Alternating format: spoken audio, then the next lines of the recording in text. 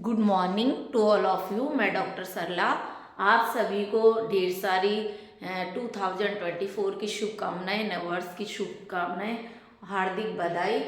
आज हमारा जो टॉपिक है वो बहुत ही महत्वपूर्ण टॉपिक है। राजस्थान में हम मिक्स में राजस्थान की हिस्ट्री से रिलेटेड क्वेश्चन है। फर्स्ट हमारा क्वेश्चन है, चंदू जी का घड़ा तथा बोडी गामा स्थान किसके लिए प्रसिद्ध है। ये चंदू जी का गढ़ा और बोडी गामा, देखिए ये रीट में भी क्वेश्चन आ चुका है, एग्जाम में भी बहुत ही महत्वपूर्ण क्वेश्चन है। ये तीर कमान के लिए प्रसिद्ध है, तीर कमान के लिए प्रसिद्ध है।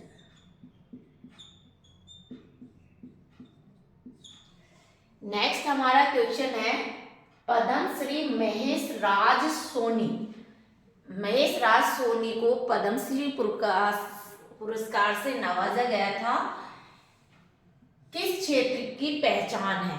अब देखिए, जो पद्मश्री पुरस्कार से महेश राज सोनी को नवाजा गया था, तो किस क्षेत्र में इन्होंने अचीवमेंट प्राप्त करी, उपलब्धि प्राप्त करी, तो वो थेवा कला, थेवा कला के क्षेत्र में,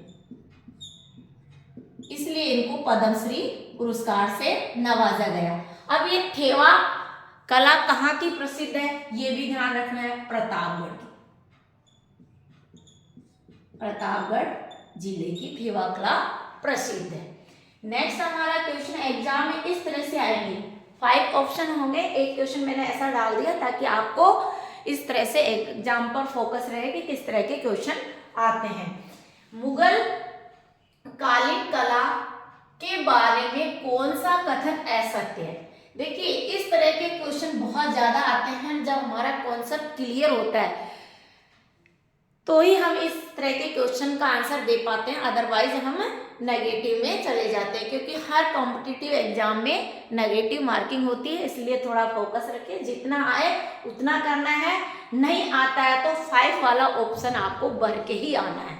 ये रिस्क कदापि न ले कि आपने जो क्वेश्चन नहीं आ रहा छोड़ दिया, आपने 5 वाला ऑप्शन नहीं भरा, तो ये आपको नई क्वेश्चन अटेम्प्ट कर रहे हो तो जिस क्वेश्चन को अटेम्प्ट नहीं कर रहे हो उसमें 5 वाला ऑप्शन भरना है। ओके, ये ध्यान रखना है।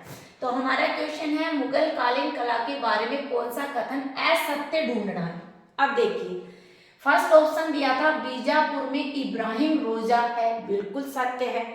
अकबर ने फतेहपुर सीकरी 1585 ईस्वी के बाद बनाई, ये बिल्कुल गलत है, क्योंकि अकबर ने फतेहपुर सीकरी का निर्माण 1572 में शुरू किया था, 1585 में इसको कंप्लीट किया, तो 1572 इसलिए गलत है। और अकबर ने अपने पुत्र की प्राप्ति के लिए एक पुत्र, तो यहाँ फतेहपुर सीकरी गया था और इसमें शहजादा सलीम, ऐसा माना जाता है कि शहजादा सलीम की इन्होंने मांग यहीं से प्राप्ति थी, यानी मन्नत मांगी थी। तो ये क्लियर है कि अकबर ने फतेहपुर सीकरी का निर्माण 1572 इसमें तो कंप्लीट हुआ था। तो ये चीज हमारे फैक्ट है, इन्होंने कहा बाद में बनवाई, इसलिए ये हमारा ऑप्शन आंसर ही यही हो जाएगा। नेक्स्ट इसी में देख ले, अकबर का मकबरा सिकंदर में है, बिल्कुल सही है। शाहजहां ने दिल्ली में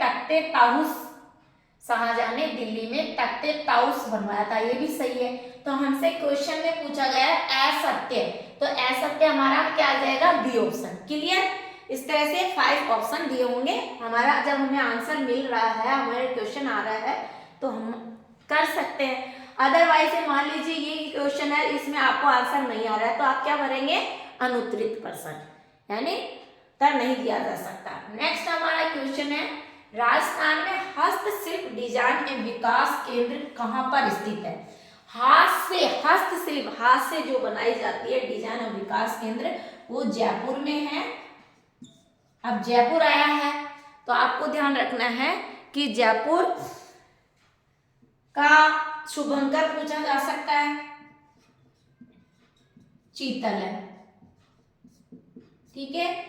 सांगानेरी प्रिंट बहुत ही प्रसिद्ध है जयपुर की, ये भी ध्यान रखना है ना। नेक्स्ट क्वेश्चन है, डूंगर शाही ओढ़नी किस कला से संबंधित है? Very important question, very important question. डूंगर शाही ओढ़नी किस कला से संबंधित है? बाटिक कला से, ये ध्यान रखना है। नेक्स्ट हमारा क्वेश्चन है, बस्सी की काष्ठ कला किस जिले से संबंधित है? बस्ती की काष्ठ कला है, बस्सी की जो काष्ठ कला है वो चित्तौड़गढ़ की प्रसिद्ध है। नेक्स्ट हमारा मेच में है, सुमेलित में भी आ सकता है। देखिए, कागज पर निर्मित चित्र, जो कागज होता है उस पे हम चित्र बनाते हैं वो क्या कहलाते हैं? पानी। लकड़ी पर जो निर्मित चित्र बनाते हैं, लकड़ी की जैसे कावड़।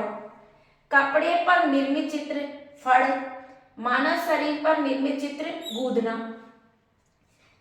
तो इस तरह से हमारा मैच हो जाएगा, जो ऑप्शन में यानी फर्स्ट में बी, सेकंड में ए, थर्ड में सी और फोर्थ में डी, इस तरह का होगा, वो हमारा आंसर होगा। तो सुमेलित में हमने आपकी टाइम को बचाते हुए डायरेक्ट शॉर्ट किया और हम आज की जो हमारी मैराथन क्लास में आपको असिस्टेंट प्रोफेसर के और जितने भी क्वेश्चन आ रहे हैं वो आरएस मेंस में डेटास भी डाल रही हूँ, तो वो डेटा आपके आरएस मेंस में भी जो छोटे क्वेश्चन में उसमें हेल्प करेंगे। नेक्स्ट हमारा क्वेश्चन है, सांझी माता किसे माना जाता है? तो ये पार्वती को माना जाता है। सांझी माता किसे माना जाता है? पार्वती को। नेक्स्ट हमारा क्वेश्चन है, ऊंट की खाल पर चित्रांकन किस चित्र शैली की विलक्षणता है? तो ये बीकानेर, ऊंट की खाल आते ही आप बीकानेर शैली करेंगे, बीकानेर शैली करेंगे।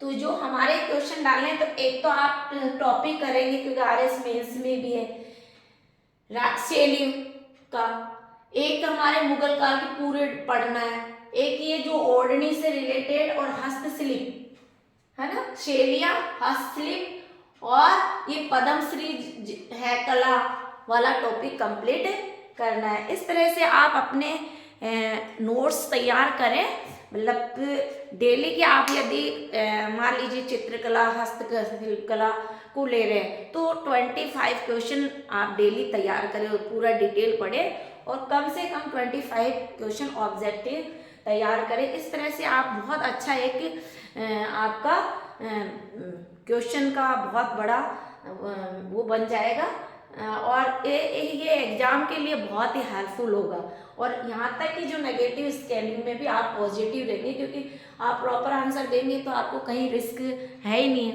तो इसी के साथ आपको अग्रिम ढेर सारी शुभकामनाएं, जो भी आप कंपटीशन देंगे उसके लिए अग्रिम शुभकामनाएं। और मेरा आपसे निवेदन है कि आज हमारा 1 जनवरी है, 2024 है, तो स्टूडेंट के लिए स्पेशल कहना चाहूँगी कि आज संकल्प ले कि हमारा जो 2024 है वो ब्लैंक नहीं जाए, कि जो भी एक टारगेट रखे, एक गोल रखे जिसमें भी आपको गवर्नमेंट जॉब अचीव हो सकती है, जिससे रिलेटेड आपने कोई डिप्लोमा कर रखा है या न्यू स्टूडेंट है, फ्रेश है, तो पूरी ईमानदारी से एक साल अपनी पढ़ाई पर फोकस रखें, जिससे आप स्वयं अपना इतिहास लिख सकते हैं। यानी जब आपके पास प्लेटफॉर्म होगा तो निश्चित रूप से आप एक अच्छे नागरिक कहलाएंगे, परिवार के चहेते, समाज के चहेते बन जाएंगे, है ना। तो इस उम्र में एक जॉब भी होती है, एक दूसरा कैरियर से फिसलने वाली उम्र भी होती है। तो मेरा आपसे एक गुरु होने के नाते यही निवेदन है, रिक्वेस्ट है कि फिसले नहीं, अपने टारगेट पर फोकस रखें और जैसे जैसे मैच्योरिटी आएगी, आप जैसे जैसे आपको गवर्नमेंट जॉब मिल जाएगी तो अपने आप अपनी लाइफ का सेल्फ डिसीजन ले पाएंगे। इसी के साथ बहुत बहुत शुभकामनाएं। Thank you so much.